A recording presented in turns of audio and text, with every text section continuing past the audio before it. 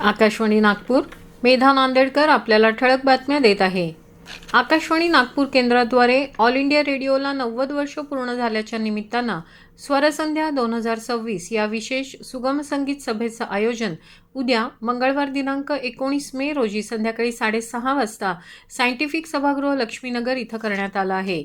या सभेत सुगम गायक श्याम पोहरे यांची भक्तिगीतं, प्रसन्न जोशी यांचं गझल गायन तसंच सुगम गायिका हेमलता पोपटकर आणि मोनिका भोयर यांची भावगीतं सादर होतील. संगीतप्रेमी श्रोत्यांसाठी आकाशवाणी नागपूर केंद्रातर्फे हा कार्यक्रम निःशुल्क आहे. मात्र प्रवेशपत्र आवश्यक असून रसिकांनी त्यासाठी आकाशवाणी नागपूर केंद्राच्या सिव्हिल लाईन स्थित कार्यालयाच्या संगीत विभागाकडून प्रवेशपत्र मिळवावीत. पेट्रोल, डिझेल आणि गॅस टंचाईच्या पार्श्वभूमीवर आपत्ती व्यवस्थापन अंतर्गत महत्त्वाची बैठक घेण्यात आली असून नागपुरात इंधनाचा पुरेसा साठा उपलब्ध असल्याची माहिती महसूल मंत्री तथा नागपूर आणि अमरावती जिल्ह्याचे पालकमंत्री चंद्रशेखर बावनकुळे यांनी आज नागपुरात प्रसारमाध्यमांशी बोलताना दिली.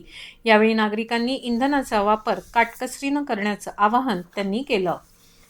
आंतरराष्ट्रीय संग्रहालय दिनाच्या निमित्तानं भारतीय टपाल विभागानं आज नागपूरच्या सिव्हिल लाईन स्थित मध्यवर्ती संग्रहालयात विशेष पाकिट आणि 3 टपाल तिकिटांचं प्रकाशन केलं.